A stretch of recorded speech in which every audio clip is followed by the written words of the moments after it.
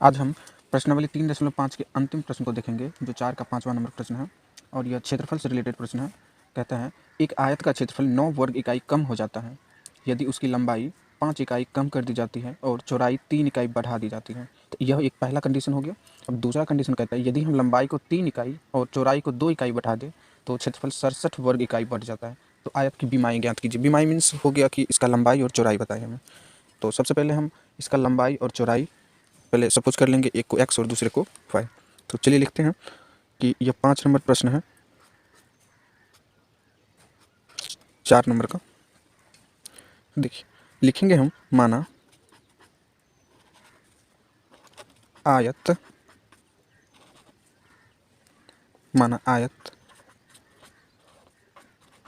की लंबाई x metre और इसका चौड़ाई जो है हम सपोज कर लेते हैं y मीटर। तो इसका क्षेत्रफल कितना हो जाएगा?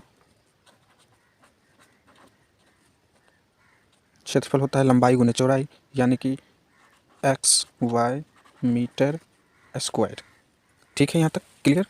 आगे देखते हैं यहाँ से। चलिए दूसरी बार यहाँ हम लिखेंगे प्रश्न से।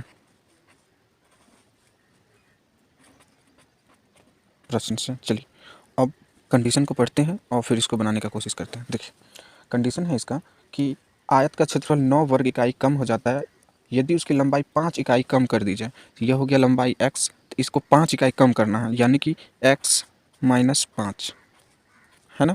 फिर दूसरी बार कहता है कि चौड़ाई 3 इकाई बढ़ा दी जाती है। तो चलिए चौड़ाई को 3 इकाई बढ़ा देते हैं, चौड़ाई y है और इसको प्लस 3 कर देते हैं। तो देखिए इसका जो क्षेत्रफल आएगा, पहले तो क्षेत्रफल आना था इसका x और y, और इसमें क्या होता है 9 वर्ग इकाई कम जाता है, तो कमा दिया। चलिए इसको थोड़ा सिंप्लीफाई करते हैं।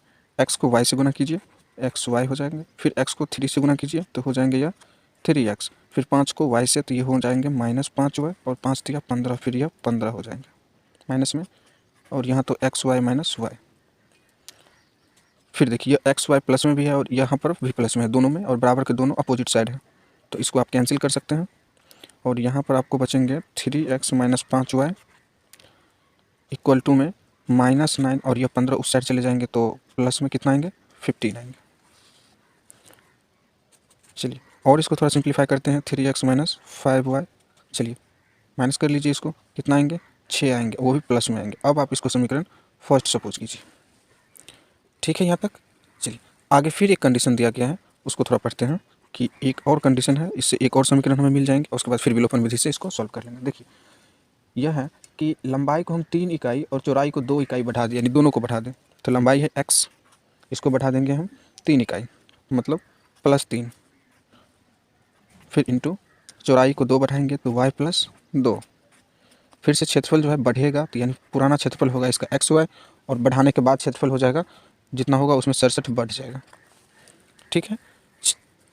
अब यहाँ से क्या करेंगे, फिर इसी समीकरण के जैसे देखिए यहाँ पर जैसे मल्टीप्लाई किए थे, ठीक उसी प्रकार से हम यहाँ पर मल्टीप्लाई कर लेते हैं। एक्स वाई हो जाएंगे गुना, और फिर ये कितना हो जाएंगे 2x, फिर इसको गुना कीजिए प्लस में 3y, फिर इसको गुना कीजिए 6 हो जाएंगे, फिर से एक्स वाई प्लस 67। फिर से देखिए इसको कैंसिल कीजिए जैसे पहले किए थे। फिर आगे देखिए 2x प्लस 3y, उसके बाद equal to 67 minus 6, 2x plus 3y equal to 61, और इसको समीकरण आप सेकेंड सपोज कीजिए। देखिए दोनों समीकरण मेरा रेडी हो गया, एक रहा मेरा यह समीकरण और दूसरा यह। अब इसको आप विलोपन विधि से सॉल्व कर लीजिए। विलोपन विधि से देखिए समीकरण दोनों को विलोपन विधि के थ्रू सॉल्व करेंगे तो सबसे पहले ध्यान देंगे कि हम इसका जो x को, मान लीजिए x को रिमूव करेंगे तो x का गुणांक और यहाँ पर x का गुणांक, दोनों समीकरण में x का गुणांक सेम होना चाहिए, लेकिन यहाँ पर नहीं है, तो हम क्या कर लेंगे, कर लेंगे। तो सबसे पहले इसके गुणांक, इसके 2 के गुणांक को यहाँ पर मल्टीप्लाई कीजिए और इसके गुणांक को यहाँ पर कीजिए, तो ये भी 3 दूना 6 हो जाएंगे और ये भी 2 तिया 6 हो जाएंगे, तो यानी समान हो जाएंगे। तो यहाँ पर हम लिखेंगे समीकरण फर्स्ट, फिर से माइनस समीकरण सेकेंड करने पर। देखिए ये खाली जगह हम इसीलिए छोड़े कि आप देख सके कि समीकरण फर्स्ट में हम 2 से गुना कर रहे हैं और सेकंड में हम 3 से गुना कर रहे हैं, है ना। देखिए समीकरण 2 में हम गुना करेंगे सॉरी 1 में पहले गुना करेंगे तो एक समीकरण है 3x, ये हो जाएंगे 6x, फिर माइनस 10y इक्वल टू 12 हो जाएंगे। यानी सभी टर्म में गुना करना है, ऐसा नहीं है कि x में कर दिया बाकी को छोड़ दो, टोटल टर्म में करना है। फिर से देखिए समीकरण 2, तो समीकरण 2 में 3 से गुना करना है, तो 2 समीकरण है मेरा ये, तो 3 दूना 6 हो जाएंगे, फिर प्लस में कितना हो जाएंगे 9 हो जाएंगे, फिर 3 से इसमें मल्टीप्लाई करेंगे 61 में तो 3 हो जाएंगे और यह 83 हो जाएगा। अब आप इसको क्या कीजिए माइनस कर लीजिए।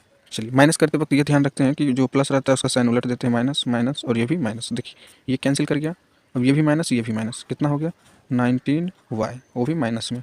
अब इसको 1 हो जाएंगे, फिर ये 7, फिर ये यहाँ पर 1 और ये भी माइनस में। देखिए ये माइनस कट जाएंगे, तो यहाँ पर y इक्वल टू होंगे 171 डिवाइड बाई 9, है ना। अब देखिए सॉरी 9 नहीं होगा 19 होगा, तो फिर इसको आप कट कीजिए तो 19 को 9 टाइम्स पढ़ेंगे तो कैंसिल, है ना।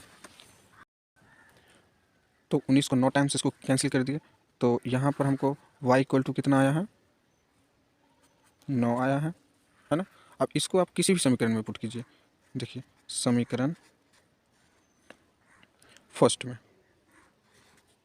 y इक्वल टू 9 रखने पर, देखिए समीकरण फर्स्ट है मेरा 3x minus 5y equal to 6, है ना। तो आप 3x माइनस 5 y के स्थान पर 9 रखेंगे इक्वल टू 6, है ना। देखिए और फिर देखिए इसको 3x माइनस 15 हो जाएंगे, सॉरी 15 नहीं 45 हो जाएंगे इक्वल टू 6, और ये हो जाएंगे 3x। अब आप इसको इधर लेके जाइए तो 6 प्लस 45, तो यहाँ पर x इक्वल टू निकलेंगे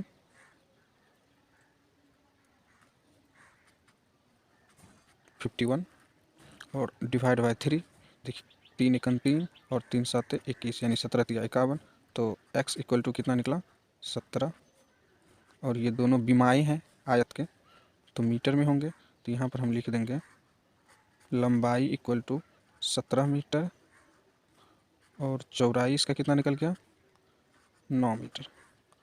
तो यही रहा मेरा आंसर, और इस प्रश्न के माध्यम से आज जो है हम लोगों का टोटल 3.5 का क्वेश्चन कंप्लीट हो गया, साथ ही साथ दो चर वाले रैखिक समीकरण कंप्लीट रूप से पूर्ण रूप से कंप्लीट हो गया।